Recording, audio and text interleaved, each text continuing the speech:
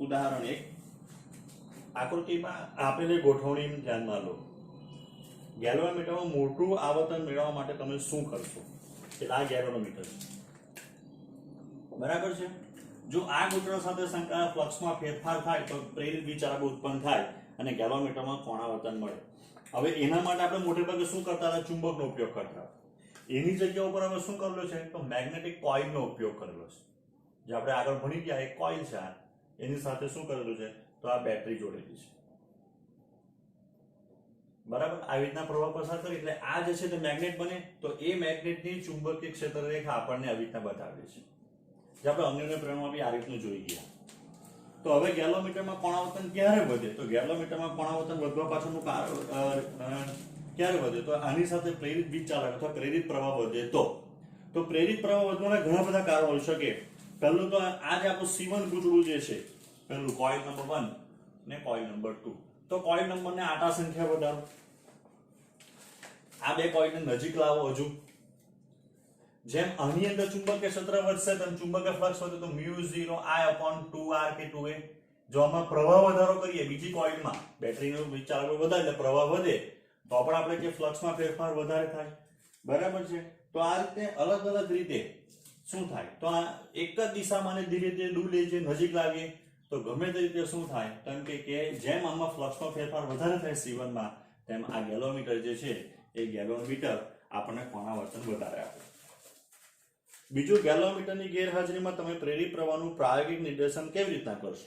એટલે ગેલ્વામીટર અહીંયા કાઢી નાખવાનું, એની જગ્યા પર શું મૂકીએ કે જેથી આપણને પ્રૂફ થાય કે ખબર પડે કે એમાં પ્રેરિત વીજચાલક ઉત્પન્ન થતું છે અથવા પ્રેરિત પ્રવાહ। તો સાદામાં સાદો એક બલ્બ મૂકી શકાય, યોગ્ય બલ્બ નાનો, કે જે થોડાક બી આપણે મૂકી શકાય કે પ્રવાહ પસાર થાય તો ઓન થાય। નાની આપણે જે બેટરી આવે, બરાબર છે, બેટરીનો બલ્બ જો આવે નાનો બલ્બ મૂકી દીધો હોય, તો જો આમાં ફ્લક્સ આમાં રીતે કોઈમાં કરીએ, આપણે આને નજીક લાવીએ, દૂર લઈ જઈએ, પ્રવાહ વધારે કરે, ફ્લક્સમાં ફેરફાર થાય તો બલ્બ ઓન થાય તો માનવાનું કે એમાં પ્રેરિત વીજચાલક ઉત્પન્ન થયું। ઉદાહરણ 4 માં આપણને શું કીધેલું છે? તો ઉદાહરણ 4 માં આપણને 3 આવી આકૃતિ આપેલી છે। ત્રણેય આકૃતિમાં કોમન શું છે? તો ત્રણેય આકૃતિની અંદર કોમન એ છે કે ચુંબકીય ક્ષેત્ર બધી આકૃતિમાં અંદર તરફ, બરાબર છે। આ એક લૂપ છે જે ધીરે ધીરે અંદર આવતું છે, તો આપણને દરેક વખતે પૂછે કે ભાઈ આ લૂપમાં પ્રેરિત પ્રવાહની દિશા કઈ? તો જો જેમ જેમ આ લૂપ અંદર આવતી જશે, લૂપ નંબર 1, તેમ તેમ એની સાથે સંકળાયેલ ફ્લક્સમાં વધારો થવાનો। ફ્લક્સમાં વધારો એટલે વધારાની દિશા કઈ હોય? હંમેશા જે દિશામાં ચુંબકીય ક્ષેત્ર હોય તે દિશામાં। એટલે ચુંબકીય ક્ષેત્ર કઈ દિશામાં છે? અંદરની બાજુ, એટલે વધારાની દિશા કાંઈ કે અંદર, બરાબર। તો આની અંદર પ્રેરિત પ્રવાહ એવી રીતના જ ઉત્પન્ન થવો જોઈએ કે જેથી આને લીધે જે પ્રવાહ ઉત્પન્ન થયો એનું જે ચુંબકીય ક્ષેત્ર આવે બહારની બાજુ આવે। તો જો આપણી પાસે છે આમ, તો આપણે કહી શકાય કે A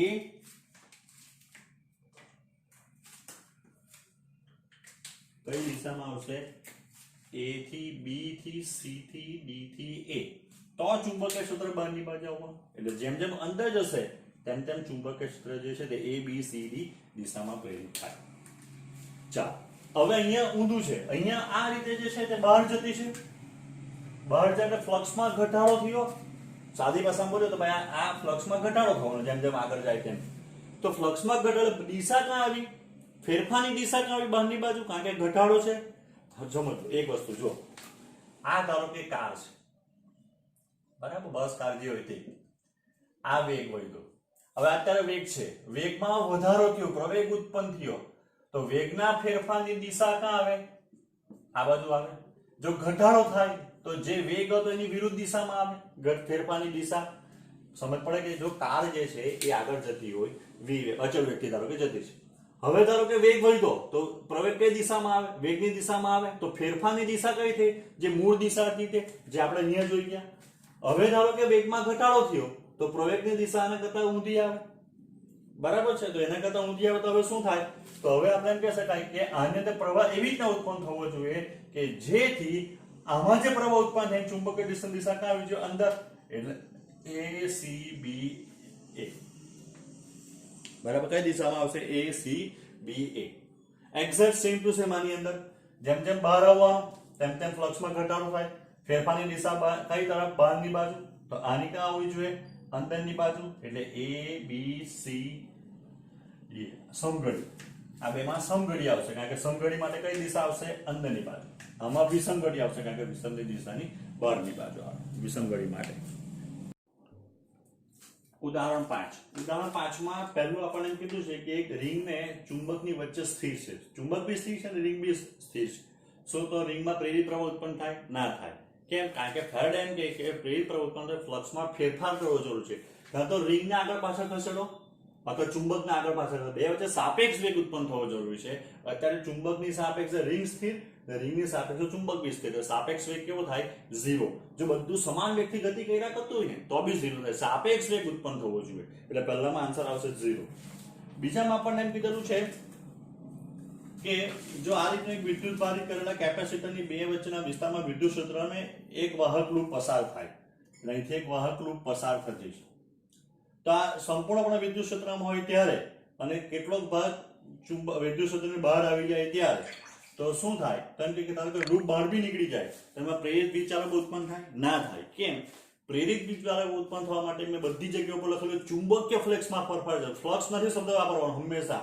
ચુંબકીય ફ્લક્સમાં ફેરફાર જરૂરી છે જો ચુંબકીય ફ્લક્સમાં ફેરફાર થાય તો જ પ્રેરિત વીજચાલક ઉત્પન્ન થાય બદલાતું જતું ચુંબકીય ક્ષેત્ર જ ફ્લક્સ જેમ કહેવાય કે પ્રેરિત વીજચાલક ઉત્પન્ન કરી શકે બદલાતું જતું વિદ્યુત ક્ષેત્ર પ્રેરિત વીજચાલક ઉત્પન્ન કરી શકે નહીં એ શું ઉત્પન્ન કરે તે આપણે પાછળથી જોઈશું ચાલો ત્રીજું આકૃતિમાં દર્શાવ્યા મુજબ એક અહીં આપણને ચુંબકીય ક્ષેત્ર આપેલું છે એમાં બે લૂપ છે એક લંબચોરસ લૂપ છે જે v વેગથી બહાર આવતી છે અને એક વર્તુળાકાર લૂપ છે v વેગથી બહાર આવતી છે તો આ બંનેમાંથી કઈ લૂપમાં ચુંબક પ્રેરિત EMF અચળ રહેશે અને કઈ લૂપમાં બદલાતું રહેશે શા માટે તો જો આપણે વિચાર કરીએ તો વેગ આમ ચુંબકીય ક્ષેત્ર અંદર એટલે ધન વિદ્યુત ભાર પર ઉપરની દિશામાં બળ લાગવાનું અને ઋણ વિદ્યુત ભાર પર નીચેની દિશામાં આ ધન ને આ ઋણ એટલે આ અંતર થઈ ગયું L એટલે આના માટે ચુંબક વીજચાલક બળ કેટલું ઉત્પન્ન થાય BV L જેમ જેમ લૂપ બહાર નીકળતી જાય તેમ તેમ L તો અચળ જ રહેવાનો આ જે લંબાઈ બે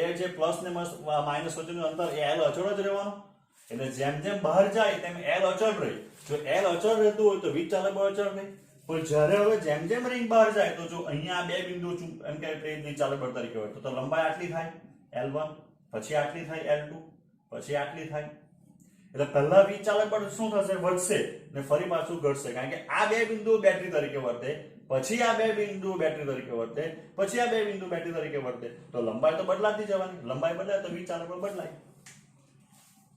ચાલો ડી નીચેની આકૃતિમાં દર્શાવેલ પરિસ્થિતિમાં બે પ્લેટોની ધ્રુવીયતા નક્કી કરો એટલે આ કેપેસિટર છે એની A પ્લેટ છે B પ્લેટ જો બરાબર સમજો કેપેસિટર જે છે ને આવું છે એની સાથે આ બેટરી છે એક બેટરી છે પ્લસ માઇનસ આપણે નક્કી કરવાનું છે કયું પ્લસ ને કયું માઇનસ બરાબર છે એટલે તાર જે છે ને એ કેપેસિટર માટે બેટરી તરીકે વર્તન કરવાનો છે અહીંયા તો જો જેમ આ S નજીક આવે તેમ એ બાજુનું જે સમતલ હશે રિંગનું આપણે અહીંથી જોઈએ તે કયું બનવું જોઈએ S જ બનવું જોઈએ જો આ બાજુનું સમતલ n બને તો આ બાજુનું S બને તો પાછળનું n બનવાનું જો આ બાજુનું S બને તો પાછળનું n બનવાનું એટલે n અપાકર્ષણ s અપાકર્ષણ એટલે સમઘડી દિશામાં પ્રવાહ વહેતો થાય તો સમઘડી દિશામાં જો પ્રવાહ વહેતો થાય તો બેટરીનો છેડો ઉપર હોવો જોઈએ અને ઋણ છેડો નીચે હોવો જોઈએ એટલે અહીંયાથી પ્રવાહ દાખલ થયો એટલે A છેડો ધન બને અને B છેડો છે તે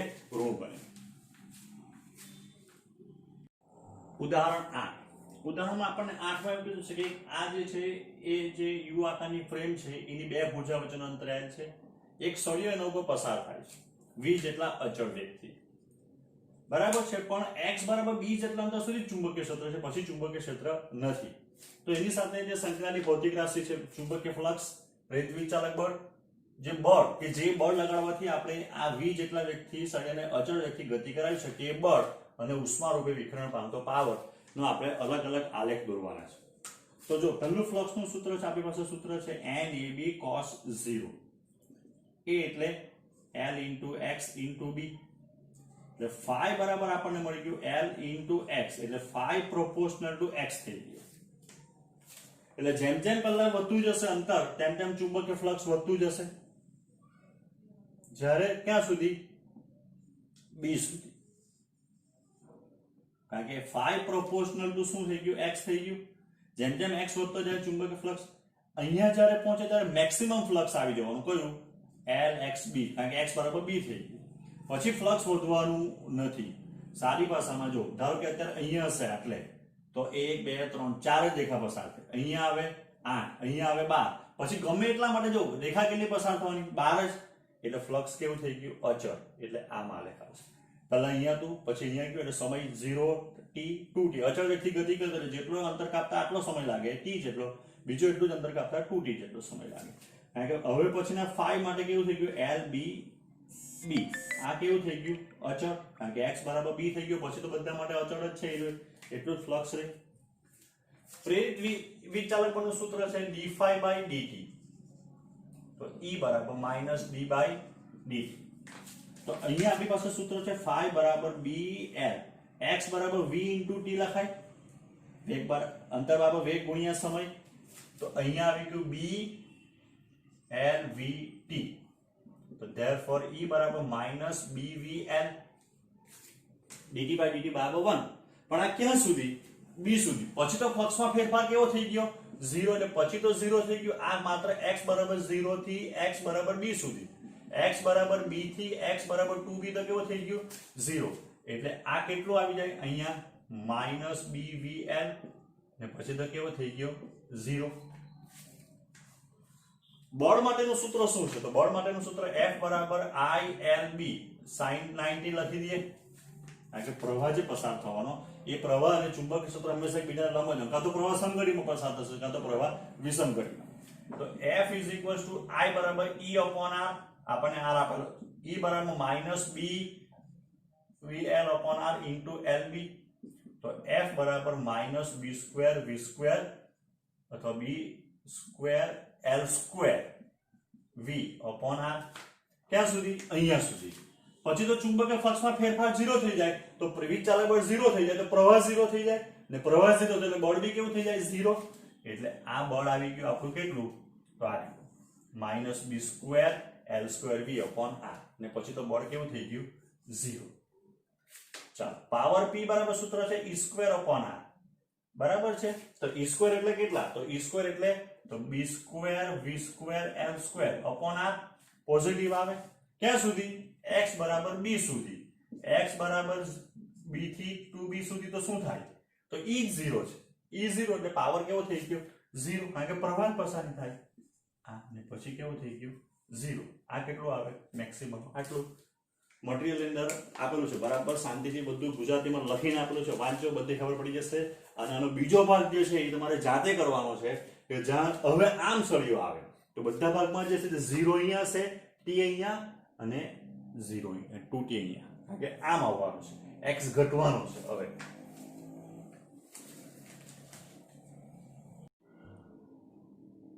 ઉદાહરણ 11 0.01 ટેસ્લા, તો b બરાબર આપણને આપેલું છે 0.01 ટેસ્લા, n બરાબર આપણને આપેલા છે 100 આંટા, a બરાબર આપણને આપેલું છે કેટલું? તો 0.1 મીટર સ્ક્વેર,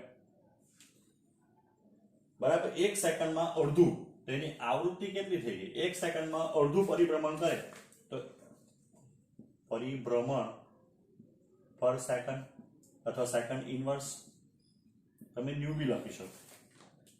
તો મહત્તમ પ્રેરિત એટલે EM અથવા E0 બરાબર કેટલા?